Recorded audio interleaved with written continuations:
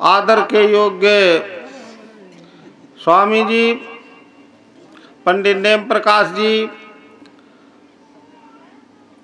पुष्पा शास्त्री जी, उपस्थित समस्त धर्म प्रेमी सज्जनों, वंदनीय मातृशक्ति, प्यारे बच्चों, आर्य समाज का ये मंच विचार करने के लिए है। इस मंच पर जो भी आता है वो केवल मनोरंजन के लिए नहीं बल्कि बौद्धिक विचार के लिए यहाँ पर आता है। बौद्धिक विचार अगर दुनिया में कहीं मिलता है तो आर्य समाज के सत्संगों में ही प्राप्त होता है। आज हम लोग ऐसे विषय पर चर्चा करेंगे जिसकी नितांत आवश्यकता है, बहुत बड़ी आवश्यकता है। हमारा प्रश्न है आप लोगों से, विचार करो कि इस दुनिया में सबसे ज्यादा संख्या किस धर्म को मानने वालों की है? बताओ, सबसे ज्यादा किसकी संख्या है? और दूसरे नंबर पर मुसलमान, और तीसरे नंबर पर बौद्धिस्ट भी हैं, और फिर उसके बाद में कौन है? यहूदी हैं, पारसी हैं, जैनी हैं, और बहुत कम संख्या है वो किसकी है? हिंदुओं की। अच्छा, एक बात और चिंतन करो, जिस तेजी से संख्या मुसलमानों की बढ़ रही है, क्या हिंदुओं की संख्या उसी गति से बढ़ रही है या घट रही है? अच्छा, ये हमारे देश के लिए चिंतनीय विषय है या बेकार का विषय है? ये चिंता का विषय है। देखो, एक जो राष्ट्र होता है, राष्ट्र तीन चीजों से बनता है। कौन कौन सी तीन चीजें? एक तो सबसे पहले भूमि, बिना भूमि के कोई राष्ट्र नहीं बन सकता है। अच्छा, भूमि भी हो तो भी राष्ट्र नहीं होगा अगर उस पर रहने वाले लोग नहीं होंगे, जन नहीं होंगे। तो दूसरी चीज क्या है? जन। किसी राष्ट्र को बनने के लिए पहली चीज है भूमि और दूसरी चीज है उसके जन, लोग, और तीसरी एक बहुत बहुमूल्य चीज है, वो क्या है? संस्कृति। तीसरी चीज क्या है? संस्कृति। तो देखो, एक राष्ट्र को बनने के लिए भूमि पर रहने वाले लोग और उन लोगों की एक संस्कृति, तब एक राष्ट्र बनता है। और संस्कृति अगर ना हो तो राष्ट्र नहीं बन पाएगा, दो चीजों के होते हुए भी। अगर लोग भी हैं, भूमि भी है, तब भी वो राष्ट्र नहीं बन पाएगा, क्योंकि संस्कृति उस राष्ट्र की आत्मा होती है। संस्कृति क्या है? संस्कृति किसी भी राष्ट्र की आत्मा है। अच्छा, क्या आज जो संख्या ईसाइयों की है, मुसलमानों की है, 2024 साल से पहले दुनिया में कोई ईसाई था? नहीं था। 1446 साल से पहले से कोई मुसलमान था? नहीं था। और सबसे प्राचीन काल में कौन थे? आर्य लोग थे। पूरे विश्व में आर्य थे, सारे संसार में आर्य थे, और इनका साम्राज्य पूरे विश्व में था। लेकिन ये घटे कैसे? आज ये तनिक लोग रह गए हैं, उसका मुख्य कारण क्या है? इस पर विचार करना है। अगर इन पर हम लोग विचार नहीं करेंगे तो जो हमारे पास एक टुकड़ा है जिसमें हम रह रहे हैं, इसमें भी रहना मुश्किल पड़ जाएगा और बहुत दिन बहुत दूर नहीं है। क्योंकि बहुत बड़ी समस्याएं हमारे राष्ट्र के सामने मुंहबाए खड़ी हुई हैं। तो हमारी जो संस्कृति है, जहाँ की संस्कृति कम होती गई वहाँ पर राष्ट्र सिमटता चला गया, बंटता चला गया। अच्छा विचार करो, चंद्रगुप्त मौर्य का शासन कहाँ तक था? अफगानिस्तान, ईरान चंद्रगुप्त मौर्य के शासन में था। और उसके बाद 6वीं शताब्दी में जो अंतिम सम्राट हुआ हमारे देश का, जिसका नाम था हर्षवर्धन, नाम सुना है? हर्षवर्धन का भी जो राज्य था, साम्राज्य था, उसमें भी अफगानिस्तान शामिल था। लेकिन धीरे धीरे हमारे यहाँ की जो संस्कृति बदली और उसका परिणाम में हुआ कि अफगानिस्तान भी चला गया, बर्मा चला गया, और हमारा जो देश भारत कहलाता है इसका भी एक टुकड़ा हो गया पाकिस्तान। अच्छा ये टुकड़ा क्यों हुआ? टुकड़ा इसलिए हुआ कि यहाँ पर हमारी संस्कृति को मानने वालों की संख्या कम हो गई, घटती गई, और दूसरी संस्कृति को मानने वालों की संख्या बढ़ी। यानी मुसलमान जो बाहर से आए थे, कितने आए थे भाई? 2-4-6 हजार आए होंगे, बहुत बड़ी संख्या में बाहर से नहीं आए। लेकिन उनकी यहीं पर संख्या बढ़ी, और बड़ी तेजी से उनकी जब संख्या बढ़ी तो उन्होंने अपने अलग राष्ट्र की मांग करने लगे, और अंततोगत्वा उन्होंने वो मांग अपनी पूरी करा ली, और पाकिस्तान के रूप में हमारे इस देश का भी टुकड़ा हो गया। अब विचार करो कि वहाँ भूमि भी है, पाकिस्तान में भूमि भी है, वहाँ लोग भी हैं, और वो पाकिस्तान क्यों बना? पाकिस्तान इसलिए बना कि वहाँ हमारी संस्कृति नहीं है। संस्कृति बदल गई तो हमारा राष्ट्र बदल गया। तो ध्यान देने की बात है कि अगर हमारी संस्कृति कम होती जाएगी तो हम संख्या में घटते जाएंगे, तो हमारा ये राष्ट्र भी सुरक्षित रहने वाला नहीं है। आर्य लोगों को यही चिंता रात दिन सताती है कि हमारा ये राष्ट्र कैसे बचेगा। परमपिता परमात्मा ने जब सबसे पहले मनुष्य को उत्पन्न किया तो वो सभी लोग आर्य थे, और परमात्मा ने आदेश दिया, अहम आर्याय भूमि मद्दाम, मैं आर्यों के लिए भूमि देता हूं। आर्यों के लिए परमात्मा ने भूमि दी, लेकिन आर्यों में कुछ कमियां आई। उन कमियों पर विचार करना पड़ेगा कि हमारी संख्या घटी कैसे और दूसरे लोगों की संख्या बढ़ी कैसे। तो इस पर विचार करना है। हमारे यहाँ 1000-1000, 500-500 घुड़सवार लेकर के आए और उन्होंने आक्रमण किया और इस देश का सोना चांदी लूट करके ले गए। सोमनाथ मंदिर पर आक्रमण हुआ, महमूद गजनबी ने आक्रमण किया। अच्छा ये बताओ, दो क्या हवाई जहाज से गए थे? काहे से गए थे? पैदल गए, ऊंटों से गए, घोड़ों से गए, कोई आसमान के मार्ग से नहीं गए। और तमाम राजा लोग हमारे रास्ते में इन लोगों के पड़े, लेकिन किसी ने संघर्ष नहीं किया। उसका कारण क्या था? हमारे देश के राजाओं ने सोचा कि युद्ध किया जाए, युद्ध किया जाए और इस महमूद गजनबी का मार्ग रोका जाए, जिससे ये मंदिर तक ना पहुंचे। तो उन्होंने ब्राह्मणों से सलाह ली कि युद्ध करना चाहिए, इसका रास्ता रोकना चाहिए। तो ब्राह्मणों ने क्या कहा कि नहीं, ऐसी मूर्खता मत करो, क्यों युद्ध करके अपनी सेना और सबको मार काट होगी, बर्बाद करोगे।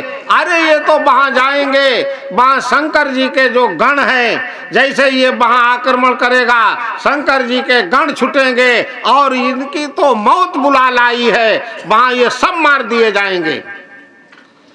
और निष्कंटक रूप से जाता रहा।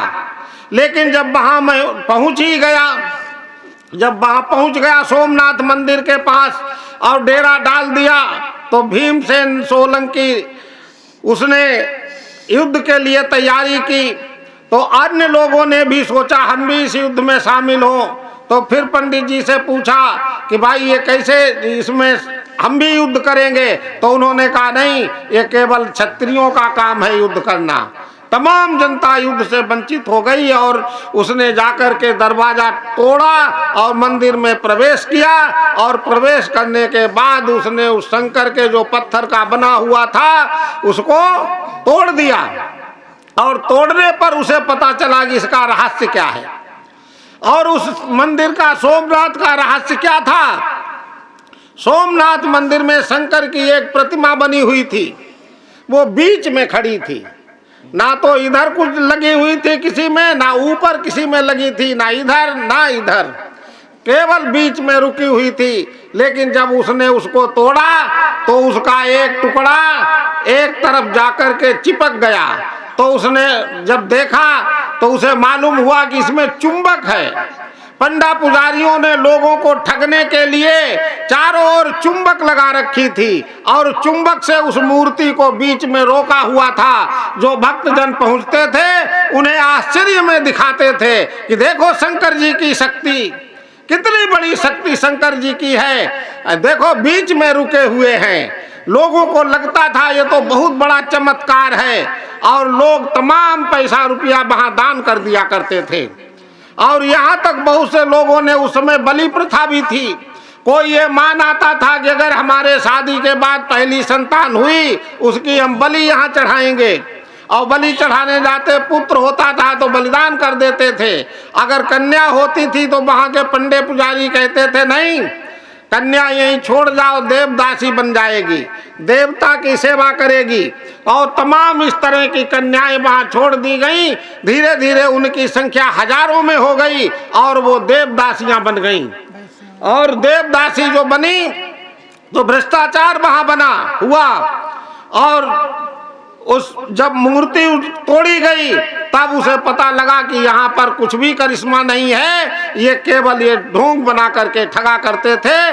तो उसका परिणाम ये हुआ कि उन्होंने जब सोना चांदी वहाँ का सारा लूटा और उस लूटने के साथ में वो हमारे देश की महिलाओं को अपने देश में ले गया पकड़ करके। 19 ऊंट सोना ले गया और जो शंकर की जो पत्थर की जो प्रतिमा थी उसको उसने टुकड़े करके वहां जाकर के गजनी में एक मस्जिद में उसके सीढ़ियों में जड़वाया ताकि नमाज पढ़ने के लिए लोग उन सीढ़ियों पर जूता पहन करके चढ़े। जो उनके शिवलिंग जो बना हुआ था उस पर पैर रख करके मस्जिद पर चढ़े और जाकर के नमाज पढ़े। और महिलाओं को 2 दीनार दुख्तरे हिंदुस्तान बोली लगा करके उन महिलाओं को वहां बेचा गया। दुख्तरे हिंदुस्तान 2-2 दीनार, यानी दीनार टके को कहते हैं, रुपए को कहते हैं। 2-2 टके में हमारे देश की महिलाओं का वो महानीलाम किया गया।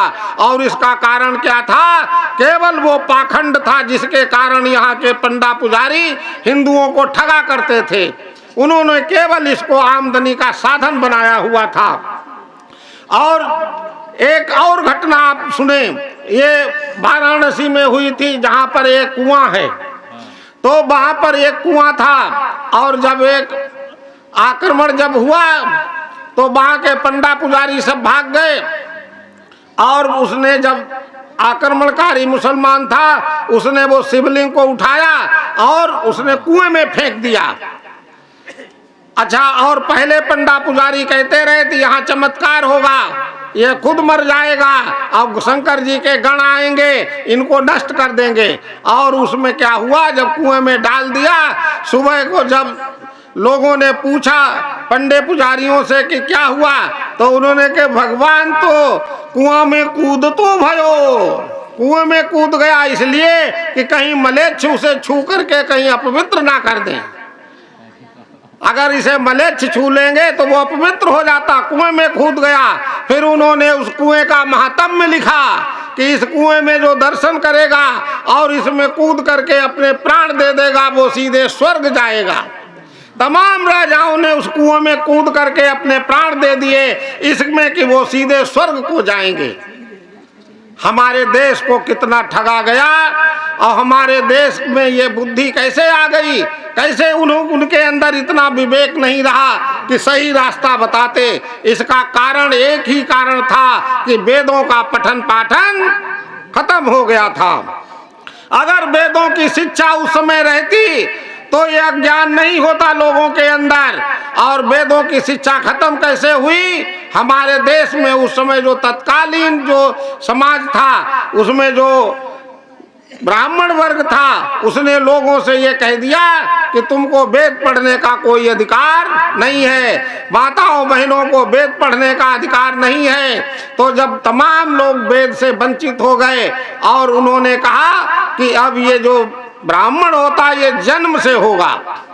ये जन्म से किस लिए किया? जन्म से होने से उनका आरक्षण हो गया। ताल घाट, चढ़ावा, मंदिरों की पूजा, संस्कारों का दक्षिणा, सारी एक जाति के आधार पर हो गई और ये उनका आरक्षण हो गया। जाति के आधार पर, योग्यता के आधार पर नहीं हुआ। और दूसरा व्यक्ति कितना भी योग्य हो जाता, लेकिन उसे कहते ये कोई गदा पर पत्रा लाद दो, कोई पंडित थोड़ा ही हो जाएगा। तो ये लोगों के अंदर भावना आ गई। लेकिन आर्यों की जो वर्ण व्यवस्था है वो कैसी है? गुण कर्म स्वभाव के अनुसार से है। वो वर्ण व्यवस्था भूल गए। और वो व्यवस्था कौन सी है उसे भी समझ लो। एक बात बताओ, डॉक्टर का लड़का डॉक्टर होगा?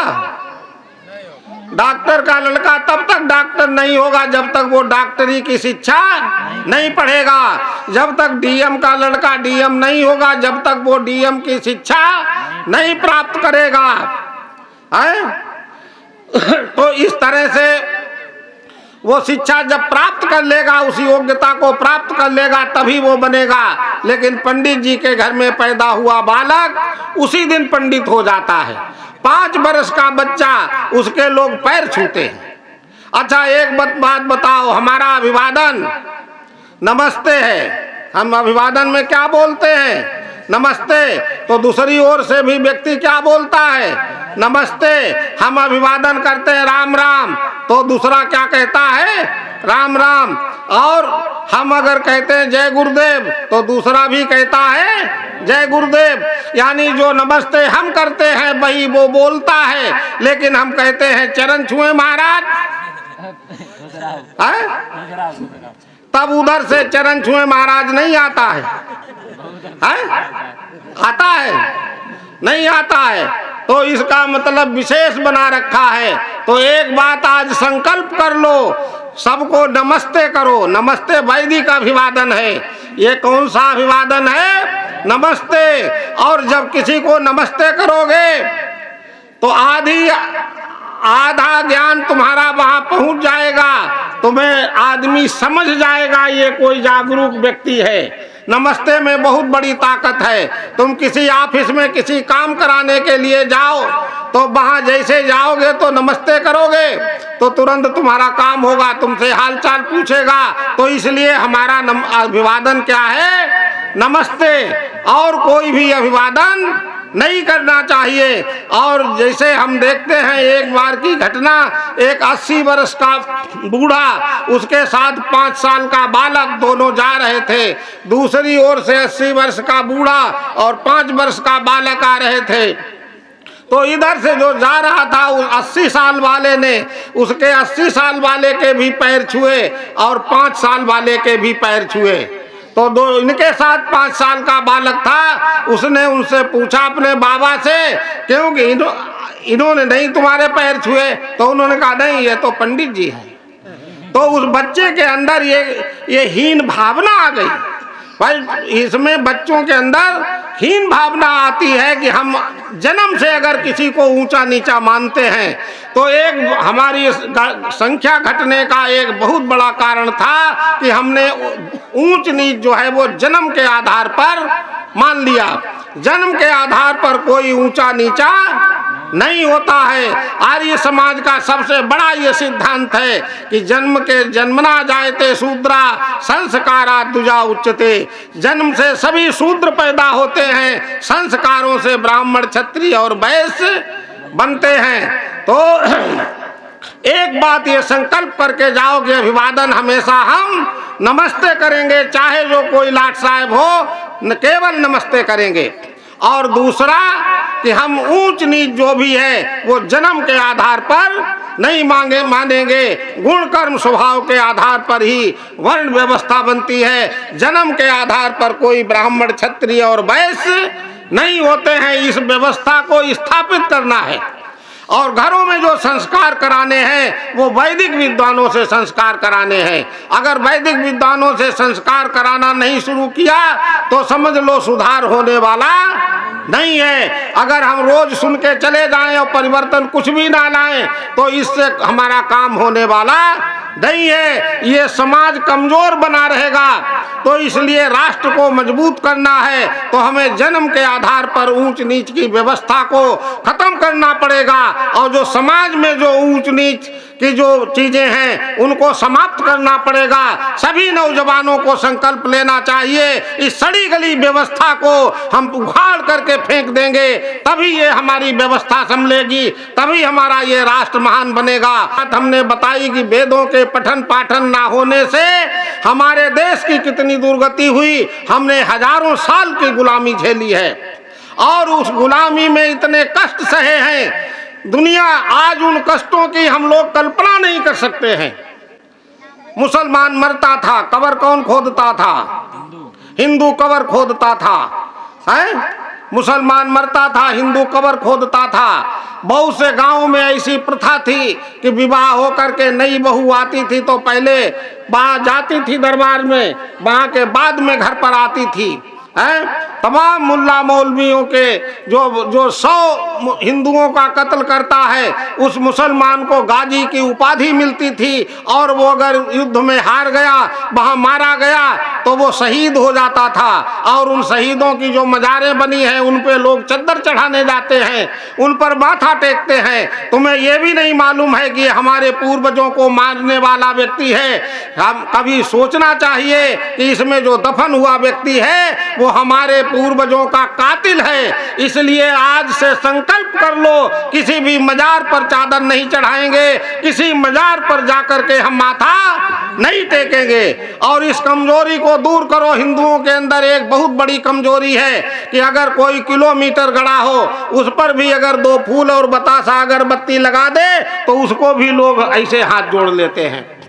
देखो ये चीजें नहीं, भगवान के स्वरूप को समझो, उपासना करना सीखो, परमात्मा की उपासना करो। और इन जड़ पदार्थों की पूजा करने से कोई भी समाज का कल्याण होने वाला नहीं है। तो हम ये राष्ट्र की चर्चा कर रहे थे कि हमारा राष्ट्र किन कमियों के कारण गुलाम हुआ। वो कमियां थी कि हमने अपने ही भाइयों को ऊंचा नीचा छुआछूत कर रखी थी। एक वर्ग यहाँ का ऐसा था जिसको लोग छू लेते थे तो नहाते थे, उनको छू लेते थे उन्हें नहाना पड़ता था। उनको बैठने के लिए चारपाई पर बराबर पर बैठ नहीं सकते थे जब तक वो तुम्हारी गंगा को गंगा मानते थे, भगवान राम को भगवान राम मानते थे। लेकिन वही व्यक्ति जब चोटी कटा करके नीचे दाढ़ी रखा लेता था, मुसलमान बन जाता था, तो कहते थे चचा जी आओ, और उन्हें चारपाई पर बैठाते थे, उन्हें वो सम्मान मिलता था। उसका परिणाम हुआ कि जो हमारे यहाँ जो उपेक्षित वर्ग था, मुसलमानों और ईसाइयों ने उस वर्ग को अपनाया और उन्हें धर्म में परिवर्तित किया, वही सब इस्लाम बन गए। आज मुसलमान भी इस बात को मानते हैं कि जो यहाँ पर ज्यादा से ज्यादा संख्या में मुसलमान हैं वो सब हमारे ही भाइयों से बदले हुए हैं। और ये बदले क्यों हैं? क्योंकि हमारे देश के लोगों ने उनके साथ छुआछूत ऊंच नीच का व्यवहार किया, इसलिए उन्होंने धर्म परिवर्तन कर लिया। अच्छा, हमारे देश में, हमारे देश का जो नाम है वो क्या है? बताओ सब लोग, बताओ तुम लोगों में, बोलो बोलो। हमारे देश का नाम क्या है? भारत। और कोई नाम है इस देश का? इंडिया। और इसके अलावा हिंदुस्तान। और इसके अलावा आर्यावर्त। हमारे इस देश के कितने नाम हैं? 4 नाम हैं। कौन कौन से? इंडिया, हिंदुस्तान, भारत और आर्यावर्त। अच्छा, ये किसी देश के 4 नाम होंगे दुनिया में? एक व्यक्ति से हमने पूछा क्या ये नाम कैसे 4 हो गए, तो वो कहने लगा कोई फर्क नहीं। अरे अंग्रेजी में, इस हिंदी में भारत कहते हैं, अंग्रेजी में इसे इंडिया कहते हैं। हिंदी में भारत और अंग्रेजी में इंडिया। तो हमने कहा अच्छा, अमेरिका को हिंदी में अमेरिका कहते हैं, तो अंग्रेजी में क्या कहेंगे? अमेरिका को अंग्रेजी में क्या कहेंगे? हमारा नाम बलवीर है, हिंदी में लोग बलवीर कहते हैं, और अंग्रेजी में क्या कहेंगे? नाम तो यही रहेगा या नाम बदल जाएगा? तो ये कोई जवाब हुआ कि इसे हिंदी में भारत कहते हैं और अंग्रेजी में इंडिया कहते हैं? ये कोई जवाब नहीं है। तो देखो, भारत, पहले हमारे इस देश का नाम क्या था? आर्यावर्त, क्योंकि यहाँ पर रहने वाले लोग सभी लोग आर्य थे। आर्यों से ये आवर्त था, इसलिए इस देश का नाम आर्यावर्त था। और भरत के नाम पर इस देश का नाम भारत पड़ा। और इसके बाद जब हमारे देश में इस्लामिक लोग आए, मुसलमान आए, तो उन्होंने जो फारसी का एक शब्द है हिंदू, उन्होंने इस देश का नाम हिंदुस्तान रखा और इसमें रहने वाले लोगों को हिंदू कहा, और ये जिस भाषा को बोलते थे उस भाषा को हिंदी कहा। ये कौन? जो जिस भाषा को बोलते थे उस भाषा का नाम हिंदी, और जो यहाँ के रहने वाले लोग उनको हिंदू, और इस देश का नाम हिंदुस्तान कहा।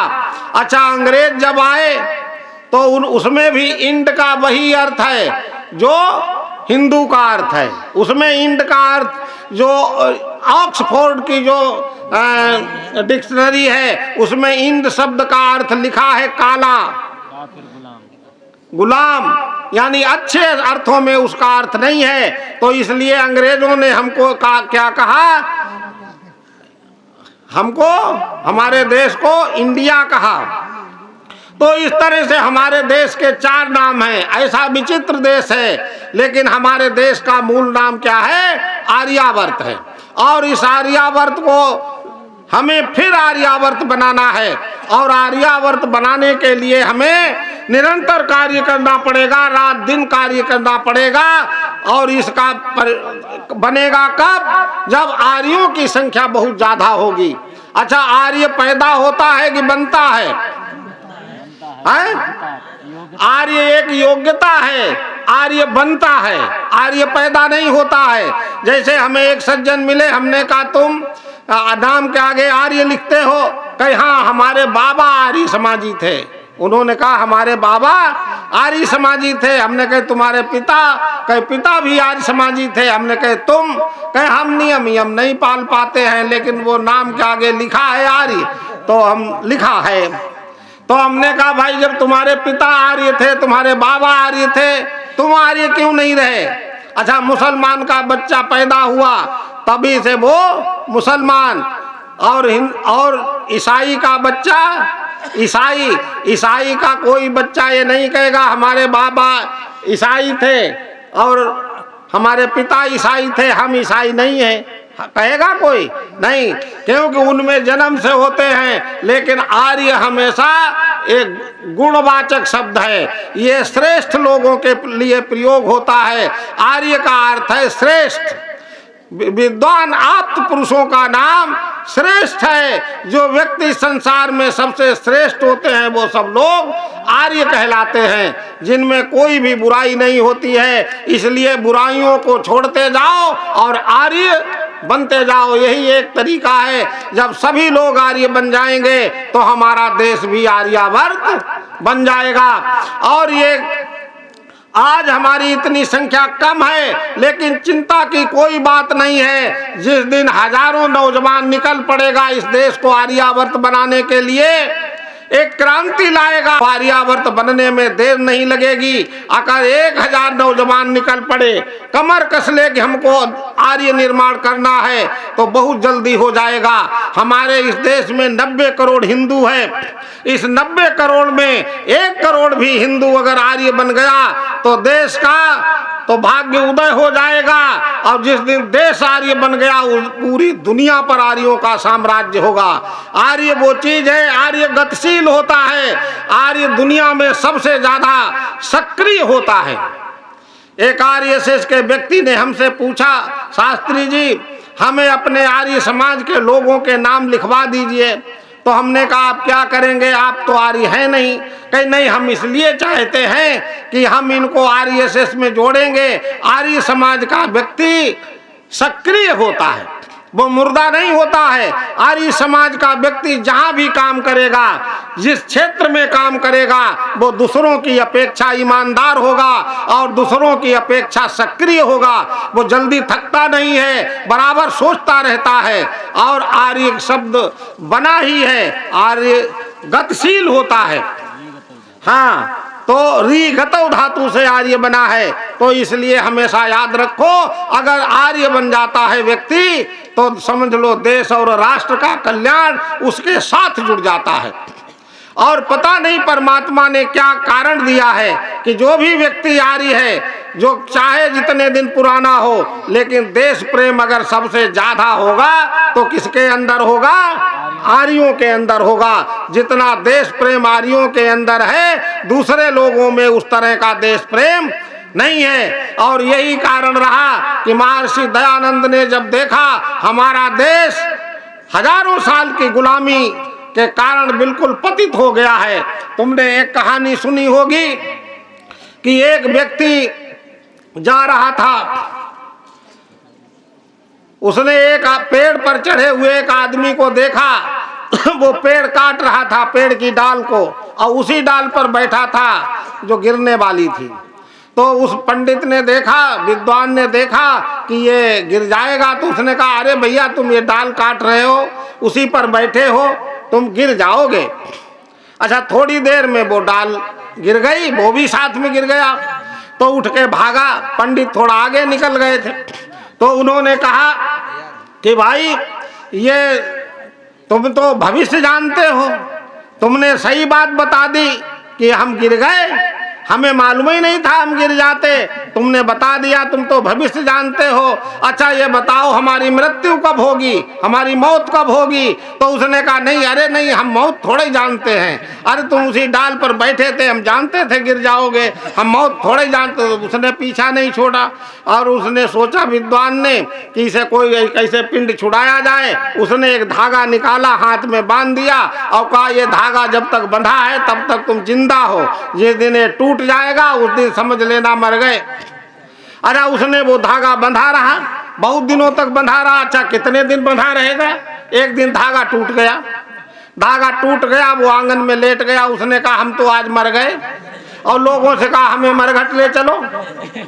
अब लोगों ने कहा ये बोलता भी है और कहता हम तो मर गए। तो अरे तो कहा कि कैसे ले चले तुम्हें? तो उसने कहा देखो एक बात सुन लो, अगर हम मरे हैं तो तुम्हारे भरोसे नहीं मरे हैं, हम खुद भी चले जाएंगे ना, और हम ईंधन भी अपना ले जाएंगे। उसने अपना ईंधन भी ले गया और जाकर के उसने अपने ईंधन लगा के ऊपर लेट गया, ऊपर से भी कंडे रख लिए और लेट गया आराम से। अच्छा रात हो गई, रात हो गई। एक सन्यासी रास्ता भूल गया था। अब अंधेरे में तो पहले तो लालटेन दीपक जलते थे, तो उसने देखा कि पड़ोस में मालूम पड़ रहा कोई रोशनी हो रही है, तो उसी हिसाब से वो उस रोशनी की ओर चला। उसने सोचा यहाँ गांव होगा।